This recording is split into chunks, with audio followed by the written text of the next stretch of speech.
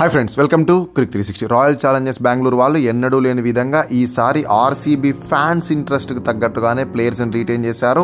And వాళ్ళ ఇంట్రెస్ట్ని కాపాడే విధంగానే మంచి పర్స్ అండ్ మంచి ఆర్టీఎమ్స్తో ఆక్షన్లోకి అయితే వెళ్ళబోతున్నారు. ఎందుకు ఈసారి ఇలా అంటున్నాను అంటే, గతంలో వాళ్ళు చేసిన కొన్ని ఆక్షన్లో స్ట్రాటజీలు ఎలా ఉన్నాయి అంటే, మీకన్నా మేము వెళ్ళింటే బాగుండ్రా అని ఫ్యాన్స్ అనుకునే విధంగా కొన్ని బ్యాడ్ మూవ్స్ అయితే చేశారు. Such as like Kyle Jamieson and Alzarri Joseph లాంటి ప్లేయర్స్కి హ్యూజ్ అమౌంట్ పెట్టడం. బట్ ఈసారి మటుకు చాలా తెలివిగా ముగ్గురు ఇండియన్స్ని రీటైన్ చేసుకున్నారు. అండ్ దాంతోపాటు 83 కోట్ల బిగ్ పర్స్తో ఆక్షన్లోకి వెళ్ళబోతున్నారు. ఓవరాల్గా రీటైన్ చేసుకున్న ముగ్గురు ప్లేయర్స్ జెమ్ ప్లేయర్సే. టాప్ రిటెన్షన్ విరాట్ కోహ్లీ అయితే, followed by Rajat Patidar and uncapped ఎస్టైల్. సో ముగ్గురు ఇండియన్స్ దొరికేశారు. అండ్ రిమైనింగ్ 3 క్యాప్డ్ ఆర్టీఎమ్స్ కూడా ఉన్నాయి. సో ఈసారి ఆర్సీబీ వాళ్ళు అన్ని టీంల కన్నా స్ట్రాంగ్గా తయారవ్వడానికి గట్టి ఛాన్సే ఉంది. అందుకనే ఈ వీడియోలో మనం ఏం చేయబోతున్నాము అంటే, ఓవరాల్గా ఈ ఆర్సీబీ వాళ్ళు మెగా ఆక్షన్లో ఏ ప్లేయర్స్ని టార్గెట్ చేస్తే బాగుంటుంది అనే దానిపైన డిస్కస్ చేసుకుందాం. సో వీడియో అయితే ఎండ్ వరకు చూసేయండి. ఫస్ట్ ఆఫ్ ఆల్, రీటైన్ చేసుకున్న వాళ్ళు ముగ్గురు ఉన్నారు కదా. ఈ ముగ్గురితో పాటు 3 ఆర్టీఎంలు ఉన్నాయని చెప్పుకున్నాం కాబట్టి మనం ఏం చేద్దామంటే, ఆ 3 ఆర్టీఎంలని ఎవరి కోసం యూజ్ చేయాలో చూసి, దాని తర్వాత ఆ 3 కలిసి 6 మంది ప్లేయర్స్ అవుతారు కాబట్టి వాళ్ళని ప్లేయింగ్ లెవెల్లో అకామిడేట్ చేసి మిగిలిన గ్యాప్స్కి టార్గెటెడ్ ప్లేయర్స్ గురించి అయితే మాట్లాడదాం.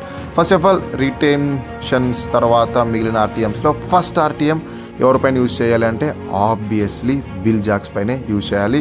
విల్ జాక్స్ లాస్ట్ ఇయర్ అలాంటి ఇన్నింగ్స్లు అండ్ దాని తర్వాత గుజరాత్ టైటాన్స్ పైన చేసిన సెంచరీ చూసిన తర్వాత విల్ జాక్స్ని వదిలేయాలి అని అస్సలు వాళ్ళు భావించారు. తప్పకుండా ఆర్టీఎం యూజ్ చేసి విరాట్ కోహ్లీతో విల్ జాక్స్ని ఓపెనింగ్ చేయించడానికి గట్టి అవకాశం ఉంది. ఎందుకంటే గతంలో విరాట్ కోహ్లీ చాలాసార్లు ఫారిన్ ఓపెనర్స్తో ఓపెనింగ్ చేసినప్పుడు సక్సెస్ అయితే వచ్చింది. క్రిస్ గేల్తో మొదలుకొని రీసెంట్గా ఫాఫ్ డు ప్లెసీ వరకు విరాట్ కోహ్లీ ఫారిన్ ఓపెనర్స్తో అద్భుతంగా పార్ట్నర్షిప్లు చేశాడు.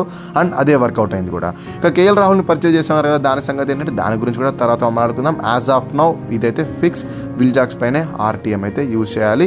యూజ్ చేసినా కూడా ఒక 10 crores ఈజీగా దొరికేసాడు. అంతకన్నా ఎక్కువ పోడు, అంతకన్నా తక్కువ దొరికినా కూడా ఆశ్చర్యపోనక్కర్లేదు. ఇక సెకండ్ ఆర్టీఎం ఎవరిపైన యూజ్ చేయాలంటే, ఆబ్వియస్లీ సిరాజ్ మియా పైన యూజ్ చేయాలి. ఎందుకంటే ఇండియన్ స్ట్రెంత్ ఇంపార్టెంట్ కదా. ఇండియన్స్ టీంలో ఉండడం చాలా ఇంపార్టెంట్. ఎందుకంటే ఫారిన్ ప్లేయర్స్ కోసం అయితే వెళ్ళకూడదు, తక్కువ మందిని పెట్టుకునే అవకాశం ఉంటుంది కాబట్టి ఇండియన్ ప్లేయర్స్ని టార్గెట్ చేయాలి. సో సెకండ్ ఆర్టీఎం కూడా సిరాజ్ మియాకే యూజ్ చేయాలి. ఆర్సీబీ ఆడిన ఎక్స్పీరియన్స్ ఎంతో ఉంది. అండ్ దాంతోపాటు టీమిండియాలో 3 ఫార్మాట్లో కీ ప్లేయర్ కాబట్టి ఇలాంటి ఎస్టాబ్లిష్డ్ ప్లేయర్ని వదులుకోకపోతేనే మంచిది. ఇక థర్డ్ ఆర్టీఎం కూడా మరో ఇండియన్ కోసమే యూజ్ చేయాలి. Bengal tiger Akashdeep. Already team India red ball క్రికెట్లో స్టాంప్ వేసేసారు కదా, తనకంటూ గుర్తింపు అయితే సంపాదించుకున్నాడు. ఫ్యూచర్ ఇండియన్ స్టార్గా ఎదగబోతున్నాడు. సో ఇలాంటి మంచి లెఫ్ట్ ఆర్మ్ ఫాస్ట్ బౌలర్ని, ఫ్యూచర్ ఇండియన్ స్టార్ని అస్సలు వదులుకోకూడదు. ఫారినర్స్ కావాలనుకుంటే ఈజీగా దొరికేస్తారు, ఎందుకంటే చాలా ఆప్షన్స్ ఉంటాయి. బట్ ఇండియన్ బౌలర్స్ మటుకు చాలా అరుదుగా ఉంటారు కాబట్టి ఇలాంటి వాళ్ళని వేరే టీమ్స్కి అయితే వదిలేయకూడదు. ఆర్టీఎం యూజ్ చేసి పర్చేస్ చేస్తే బాగుంటుంది.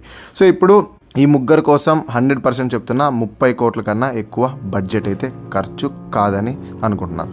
సో ఓవరాల్గా 3 ఆర్టీఎంలు, 3 ప్లేయర్స్ ఆల్రెడీ రిటైన్ చేసుకున్న వాళ్ళు ఉన్నారు కదా. సో వాళ్ళ అందరినీ కలిపి ఒక ప్లేయింగ్ లెవెన్ ఫామ్ చేస్తే Virat Kohli, Will Jacks will open, followed by Rajat Patidar number 4లో ఉంటాడు. ఇక 3 fast bowlers down the order అయితే వస్తారనమాట. సో ఇప్పుడు గ్యాప్స్ ఎక్కడ ఉన్నాయంటే, నెంబర్ 3, దాని తర్వాత నెంబర్ 5, నెంబర్ 6 ఈ 3 స్లాట్లకి స్ట్రాంగ్ బ్యాటర్స్ కావాలి. బౌలింగ్ అటాక్ గురించి తర్వాత మాట్లాడుకుందాం. సో ఫస్ట్ ఆఫ్ ఆల్, ఈ 3 బ్యాటింగ్ స్లాట్లో భాగంగా థర్డ్ స్పాట్కి ఎవరిని టార్గెట్ చేయాలంటే కేఎల్ రాహుల్. టార్గెట్ చేయడం ఏంటి, ఈసారి ఆర్సీబీ కొనేసిందని ఫిక్స్ అయిపోండి. ఎందుకంటే ఆల్రెడీ వాళ్ళు కొన్ని వేల మంది ఫ్యాన్స్ ముందర అనౌన్స్ చేశారు కదా కేఎల్ రాహుల్ కోసం 20 కోట్ల దాకా వెళ్తామని. దీని గురించి క్రిక్ 360 ఒక వీడియో కూడా చేసింది. దానిపైన మంచి రెస్పాన్స్ వచ్చింది. కింద లింక్ ఇస్తా, ఇది ఫేక్ అయితే కదా ఒకసారి దాన్ని కూడా చెక్ చేయండి. సో ఒకవేళ కేఎల్ రాహుల్ ఆర్సీబీకి వచ్చేస్తే అతని నెంబర్ 3లో ఆడించడం బాగుంటుందా అనే డౌట్ అయితే వస్తుంది. ఎందుకంటే యూజువల్లీ ఐపీఎల్లో కేఎల్ రాహుల్ అయితే ఓపెనింగే చేస్తాడు ఎక్కువ. బట్ నేననేది ఏమంటే, విరాట్ కోహ్లీ, కేఎల్ రాహుల్ ఇద్దరు సిమిలర్ కైండ్ ఆఫ్ ప్లేయర్సే కదా, క్లాస్ ప్లేయర్సే.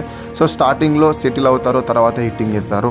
సో ఇద్దరిని ఓపెనింగ్ పంపిస్తే గిన పవర్ ప్లేలో ఆ ఫైర్ పవర్ అయితే కాస్త తగ్గుతుంది. అందుకనే Virat Kohli, Will Jacks opening తీసుకురావడం వల్ల ఏమైపోతుంది అంటే, పవర్ ప్లే అయ్యేలోపు విరాట్ కోహ్లీ సెట్ అయిపోతాడు.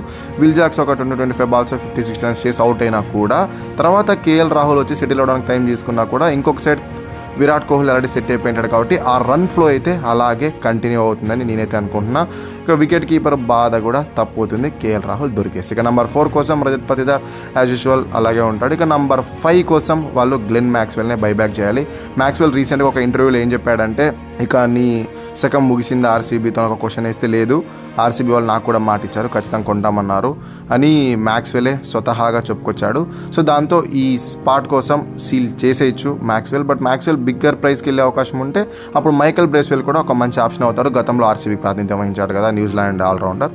సో అతను కూడా మంచి బై అవుతాడు. బట్ మ్యాక్స్వెల్ దొరికేస్తాడండి, ఎందుకంటే రీసెంట్గా అంత ఫామ్ లేదు. బట్ నిన్న పాకిస్తాన్తో జరిగిన ఒక మ్యాచ్లో అయితే పెద్దనాకే ఆడాడు. 17 బాల్స్, జస్ట్ 17 బాల్స్లో 43 రన్స్ స్కోర్ చేశాడు. దానివల్ల ఇంకొక 2 కోట్ల ప్రైజ్ అయితే పెరిగిండొచ్చు, అది వేరే విషయం. సో ఇక్కడ వరకు బాగుంటుంది. ఇక నంబర్ 6 కోసం ఒక స్ట్రాంగ్ ఫినిషర్ కావాలి.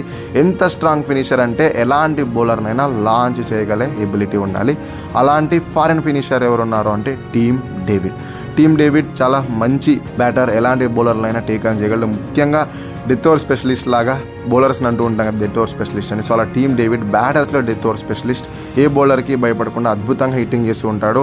చిన్నసామి లాంటి గ్రౌండ్కి పర్ఫెక్ట్ సూట్ అవుతాడు. అతనుకున్న హైట్కి, అతనుకున్న బ్యాట్ స్వింగ్కి కొడితే బాల్ బయటకు వెళ్ళిపడుతుంది. అలాంటి ప్లేయర్ వాళ్ళు పర్చేస్ చేస్తే చాలా అంటే చాలా యూస్ఫుల్గా ఉంటుంది. లేదు టీమ్ డేవిడ్ని కొంచెం ఎక్కువగా ప్రైస్ చేస్తున్నాం, ఎక్కువ ప్రైస్కి వెళ్తాడు అనే భయం ఉంటే రోహమన్ పావెల్ కూడా టార్గెట్ చేయొచ్చు. పావెల్ ఈజీగా ఒక 5 కోట్ల లోపే దొరికేస్తాడు. అతను కూడా సేమ్ రేంజ్ ఆఫ్ ఫిట్టింగే చేయగలడు. ప్రజెంట్ వెస్టిండీస్కి కెప్టెన్గా కూడా ఉన్నాడు, ఎక్స్పీరియన్స్ కూడా ఉంది కాబట్టి పావెల్ కూడా మంచి చాయిస్ అవుతాడు. సో ఇక్కడ వరకు బ్యాటింగ్ లైనప్ అయితే అద్భుతంగా ఉంటుంది మేము చెప్పిన పర్చేజెస్ చేస్తే. ఇక నంబర్ 7 కోసం ఒక స్పిన్ ఆల్రౌండర్ కావాలి. ఇక్కడికే 3 ఫార్నర్స్ అయిపోయారు కదా, సో అందుకని ఒక ఇండియన్ స్పిన్ ఆల్రౌండర్ టార్గెట్ చేస్తే బాగుంటుంది. అందులో Shahbaz Ahmed will be the best choice అంటాను. Shahbaz Ahmed both bat and బాల్తో అద్భుతంగా ఆడే కెపాసిటీ ఉన్న ప్లేయర్ కాబట్టి అతనైతే ఈజీగా దొరికేయచ్చు. స్పాట్లైట్ కూడా తక్కువ ఉంటుంది. లేదు షాబాష్ అహ్మద్ మిస్ అయితే మీరు మీ పాత ప్లేయర్ కరణ్ శర్మనైనా బైబ్యాక్ చేయొచ్చు. దీనికోసం పెద్ద డిస్కషన్లు అయితే అక్కర్లేదు. ఇక నంబర్ 8 కోసం ఆకాష్ దీప్ ఆడతాడు. నంబర్ 9 కోసం యూజీ చహల్ని బైబ్యాక్ చేయాలి, చేస్తారు కూడా. సేమ్ కేఎల్ రాహుల్ సినారియోనే. మొన్న మైసూర్లో ఒక ఈవెంట్లో వీళ్ళు చెప్పేశారు కదా, మాక్ ఆక్షన్లో 10 crores వరకైనా వెళ్తాము అని. సో ఈ స్లాట్ కూడా పెద్దగా డిస్కషన్స్ అయితే ఎక్కువ లేదు, ఎందుకంటే యుజ్వేంద్ర చహల్ ఆ స్లాట్ని వాళ్ళు పెట్టే ఆ 10 కోట్ల ప్రైస్ బ్రాకెట్ని ఎలాగో జస్టిఫై చేస్తాడు కాబట్టి. ఇక దాని తర్వాత నెక్స్ట్ ఇంకొక ఫాస్ట్ బౌలర్ ఆల్రెడీ తీసేసుకున్నాం, మహమ్మద్ సిరాజ్ని. ఇక నంబర్ 11 కోసం యష్ డైల్ అయితే అలాగే ఉంటాడు. సో ఇక్కడ వరకు ప్లేయింగ్ 11 అయితే ఫిక్స్ అయిపోయి ఉంటుంది. ఇక ఒక ఇంపాక్ట్ ప్లేయర్ కూడా కావాలి కదా, మనం 3 ఫారినర్స్ని తీసుకున్నాం కాబట్టి ఇంపాక్ట్ ప్లేయర్ ఒక గన్ ఫాస్ట్ బౌలర్ని తీసుకోవాలి. అది కూడా రీజనబుల్ ప్రైస్కి, తక్కువ ప్రైస్కి దొరికే ఫాస్ట్ బౌలర్ని తీసుకోవాలి. దట్టు ఎక్స్పీరియన్స్ కావాలి అని ఇవన్నీ ఆలోచించి మేమైతే హెజల్వుడ్ని సజెస్ట్ చేస్తున్నాం. హెజల్వుడ్కి గతంలో ఆర్సీబీ కడిన ఎక్స్పీరియన్స్ ఉంది అండ్ సిఎస్కే కప్పు కొట్టిన టీంలో కూడా ఉన్నాడు. సో ఇలా అతనికి ఐపీఎల్లోనే కాదు ఇంటర్నేషనల్లో కూడా చాలా ఎక్స్పీరియన్స్ ఉంది. అండ్ రీసెంట్ టైమ్స్లో ఇంజురీ కన్సర్న్స్ వల్ల ఎక్కువ మ్యాచెస్ ఆడలే కాబట్టి స్పాట్ లైట్ కూడా తక్కువ ఉంటుంది. ఆర్సీబీ వాళ్ళు ఇలాంటి బౌలర్ని టార్గెట్ చేస్తే బాగుంటుంది, ఎందుకంటే అతను టెస్ట్ లెంత్లు వేస్తాడు కాబట్టి చిన్నసామి లాంటి పిచ్చుల్లో వేరే బ్యాటర్స్కి అతన్ని పిక్ చేయడం చాలా కష్టంగా మారుతూ ఉంటుంది. అండ్ ప్రైస్ బ్రాకెట్ కూడా ఒక ఇంపాక్ట్ అయితే క్రియేట్ చేస్తుంది కదా, సో అతను ఈజీగా ఒక 6-7 crores లోపు అయితే పర్చేస్ చేయొచ్చు. లేదు హెజల్వుడ్ మిస్ అయ్యే అవకాశం ఉంటుందేమో కదా అనే మీకు డౌట్ వస్తే Nathan Ellis will be also good choice. గతంలో పంజాబ్ కింగ్స్ వాళ్ళు అతన్ని బాగానే యూటిలైజ్ చేసుకున్నారు. రబడా లాంటి బౌలర్ లేని టైంలో ఆ షూస్ని అద్భుతంగా ఫిల్ చేసి నేథన్ ఎలిస్ అద్భుతంగా బౌలింగ్ వేశాడు. ఒక అన్సంగ్ హీరో, అతను కూడా టార్గెట్ చేయొచ్చు. అతను ఇంకా బేస్ ప్రైస్ దొరికినా కూడా ఆశ్చర్యం లేదు. ఇక కన్ఫ్యూజన్ లేకుండా ఒకసారి సమ్మరీ చూసేస్తే రీటైన్ ప్లేయర్స్ అండ్ ఆర్టీఎమ్స్తో పాటు టార్గెటెడ్ ప్లేయర్స్ని కూడా కలుపుకొని ఒక అజ్యూమ్డ్ ప్లేయింగ్ అయితే తయారు చేశా. ఓపెనర్స్గా Virat Kohli and Will Jacks with RTM. Number 3కి తప్పకుండా రాహుల్ని టార్గెట్ చేయాలి. నంబర్ 4లో రజత్ పతిదార్. నంబర్ 5లో Glenn Maxwell or Michael Bracewell. Number 6లో Tim David or Rovman Powell. ఇక నంబర్ 7కి షాబాజ్ అహ్మద్ ఆర్ కరణ్ శర్మ. నంబర్ 8లో Akash Deep with RTM. Number 9లో యూజీ చహల్ తప్పకుండా టార్గెట్ చేస్తారు. నంబర్ 10లో Mohammed Siraj with RTM. Number 11లో యష్ డైల్. ఇక ఇంపాక్ట్ ప్లేయర్ కోసం Josh Hazlewood or Nathan Ellis. So మేము చెప్పిన ప్లేయర్స్లో పెద్ద పర్చేజ్ ఏదైనా ఉంది అంటే కేఎల్ రాహుల్, అది మినహాయిస్తే మిగతా వాళ్ళందరూ తక్కువ ప్రైస్కి దొరికేస్తారు. సో ఇక్కడికి ఒక 70 కోట్లు ఖర్చు అయిపోయినా కూడా బ్యాకప్ ప్లేయర్స్ కోసం మహిపాల్ లోమ్రూల్, అనుజ్ రావత్, విజయ్ కుమార్ విశాఖ్, లేదా ఫారిన్ బ్యాకప్ ప్లేయర్స్ కావాలంటే సమ్మన్ లైక్ షెర్ఫెన్ రూథర్ఫర్డ్ లాంటి హిట్టర్స్ని కూడా దొరుకుతారు. లేదంటే ఇండియన్ స్పిన్నర్స్ కావాలనుకుంటే జయంత్ యాదవ్ లాంటి వాళ్ళు కూడా అవైలబుల్గా ఉంటారు. సో ఈజీగా ఈసారి ఆర్సీబీ అయితే కావాల్సిన ప్లేయర్స్ని బై చేయొచ్చు అని నేను అనుకుంటున్నా. మీ ఒపీనియన్ ఏంటో కింద కామెంట్లో తెలియజేయండి. ఇది వీడియో మరి నెక్స్ట్లో కలుసుకుందాం. అంతవరకు సెలవు. Thank you. So much for watching this video అన్నట్టు వీడియో లైక్ చేసి ఛానల్ని మటుకు సబ్స్క్రైబ్ చేసుకోవడం మర్చిపోకండి, ఎందుకంటే సబ్స్క్రైబ్ చేసుకోవడం చాలా ఇంపార్టెంట్.